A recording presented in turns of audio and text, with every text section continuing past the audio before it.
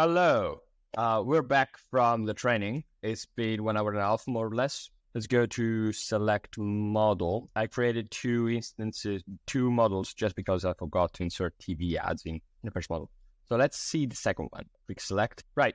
Here we're going to see a list of between 3 and 10 optimal models our algorithm found. We're using Facebook Robin, which is an evolutionary marketing mix modeling library that trains up to 8,000 models in each training. And every time, in each iteration, it tries to optimize for the error. And as an output, it shows you the best Pareto efficient or the best X number of models between 3 and 10. Now, we're going to choose them based on a certain factors I'm going to disclose you right now. And keep in mind that this is the first iteration. It usually takes 3 iterations, 3 times, 3 trainings in order to achieve an optimal output of your marketing mix model. Now, let's start. Let's rank them from the accuracy. So first of all, we're going to see 4 metrics. Accuracy, which stands for R square. It represents the percentage of dependent variable variance and the variation that it has over time, described by the input variables. So 57% of the variations over time of the output variable are described by the input variable. Then we have average error, which stands for NRMSE, which is nominal root mean squared error, which is the error that there is between the prediction and the actual number of revenue that is being generated, is 12%. And then we have business error. Business error stands for decomposition. It's a metric that Facebook Robin uses to measure what's the difference between the spend share of a channel and an effect share of a channel in terms of revenue generated. And in the end, we have the calibration error, which is the error and that there is between the input that we gave to the model when for the calibration and the actual value and the contribution that we found in that specific channel in terms of revenue. So the distance between these 2 points it's represented by this error. Let's click from the highest accuracy model. I click show. I go down. What I see here is a time series that shows me in dark blue the actual revenue over time, and in pink we have the predicted outcome, the predicted revenue. And as you can see, there is some error. It doesn't vary a lot, but it detects every single movement. If it's positive, it always goes positive. If it's negative, it always goes negative. The problem that we have is that there is some days in which there is a really big difference between the predicted and the number, the actual revenue that is being generated. Especially in here, and here, there is some distance. If we scroll down, we're going to see a decomposition waterfall decomposition of the contribution of each factor. First thing I see is baseline, which is all the revenue that has been generated without having to spend on ads. And it accounts for all the variables that we did on insert, like word of mouth or traction in the market. People that are incredibly happy about the product that they receive, that talk about it to other people, and so on. Then we have radio, performance max, etc. And each insight is described in percentage-wise. So let's say 18% of the overall revenue is attributed to radio, or we can actually see it nominally. And we know that radio historically in 2022 generated 500,000 euros of advertising of revenue. If we scroll down, we can see also that weekday has 0 impact, so there is no pattern at a weekly basis, but there is some impact at the holidays and the COVID. The COVID, in fact, had a really minimal impact, negative minimal impact on the sales. We did not do 653 euros because of COVID. Let's scroll down and see the attribution comparison. So we want to compare each channel and what's the ROI of each channel. Now, first thing first, we see that there are some channels like Facebook ads and TV ads that really have a low contribution. Facebook ads and TV, we can consider to remove them in the next model. We're probably overspending a lot on TV because we're spending 20% of our overall budget in this channel, but apparently it doesn't generate any incremental sales. Same thing for out-of-home. Facebook ads, in which we have 7% of our budget allocated in this channel, but doesn't seem to have a big impact. The ROI is too low. Then we go to Facebook product catalog sales, which is 0.92, 1.31 for Performance Max, and then we have 2.63 for Google Search Brand. These are our 3 top channels, And even though they spend less than TV, they have a greater impact on that. If we scroll down again, we see the diminishing returns and the saturation curves of each channel.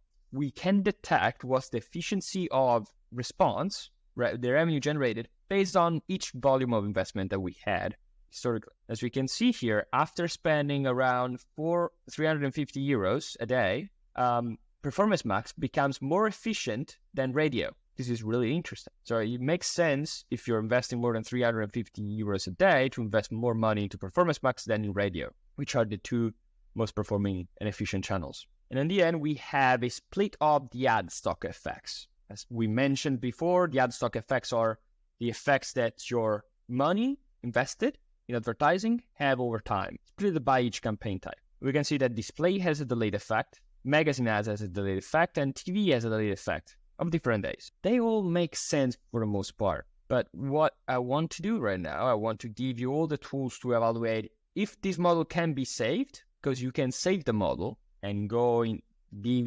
diving down into the insights that you can get and refresh this model over time, or you should retrain it. Now, a little rule of thumb. If you have an accuracy for a daily data set that is lower than 70, usually the best decision is to retrain it. If you have a daily data set, 70% accuracy, which is R-square, it's acceptable. If you have a weekly data set, you should aim at least to 80% accuracy. Now, what's happening here?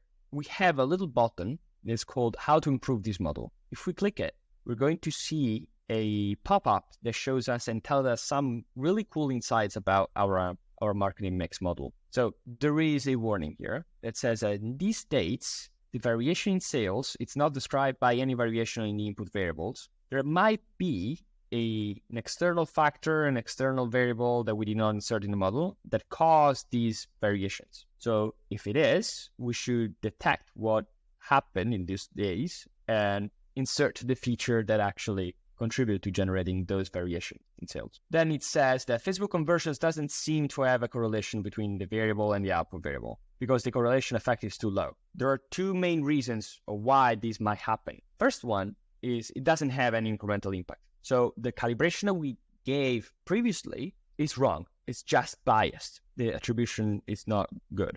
Or there is some delayed effect. So there is some delayed effect between when I invest the money to when I see the money generated in my company.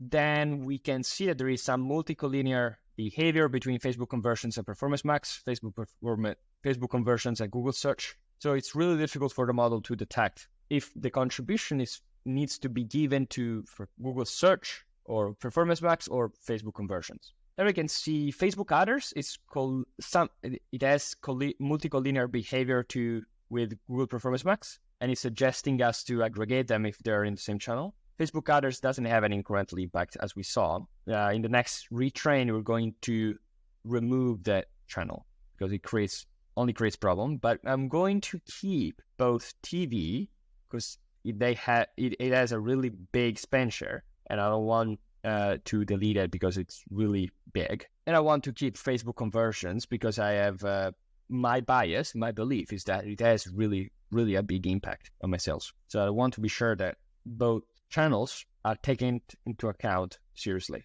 Facebook adders, I don't see any attribution in Facebook ads, so I will remove it because I know that it's not really big. It doesn't have much of an impact. Then we have Google's Performance Max and Google Search brand are in the same channel. We should aggregate them. You can evaluate if it's something intelligent to do. We're not going to do it. But if you have a really big complexity and you have not a lot of rows, it's suggested that you aggregate them. And then we have some magazine ads does not seem to have an incremental impact with sales because the correlation effect is -6. Same thing as Facebook conversions. Either it doesn't have any incremental impact or it has it, but it's delayed. Let's click OK. One additional thing that I want to share with you. Most of the times, the efficiency of your marketing investments, it's different over time. What I mean that there are a lot of changes in the privacy policies, into the platform itself, into the behavior of users.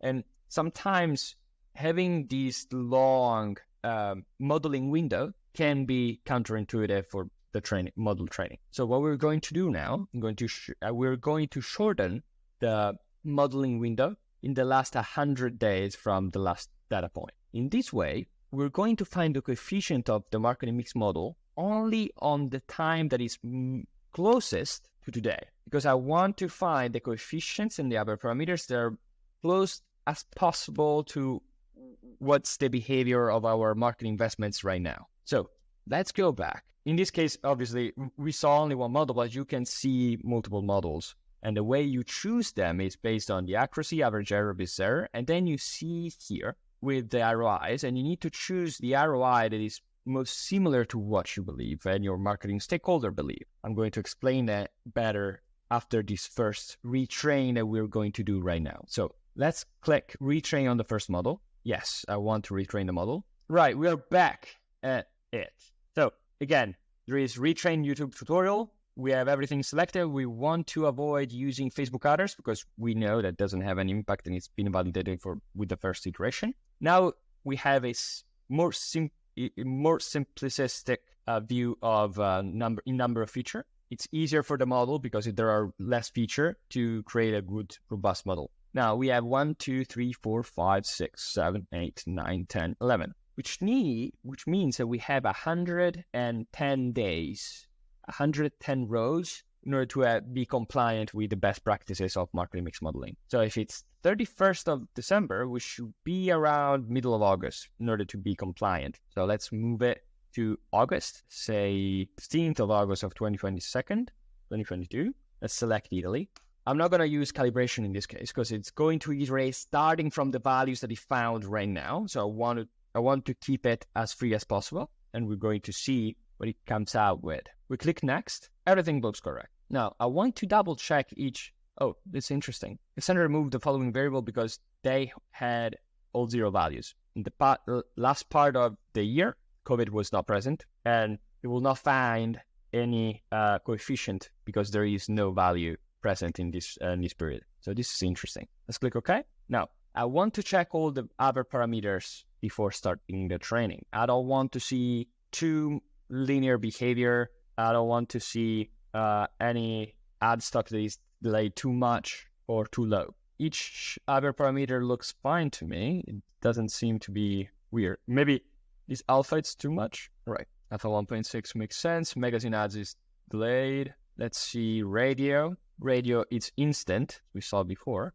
right? TV is delayed by 5 days. And magazine, was it delayed? Yes. Everything looks fine to me. I reduce a little bit of alpha. It's really dangerous to have big alphas because the behavior becomes really exponential at the beginning, as you can see. And for some channel makes sense, but really few. So usually it makes sense to have alpha really big just for actually TV. Yeah, it makes sense. So I'm going to have to keep it around 2.3. Yes. For offline channel, it makes sense to have it.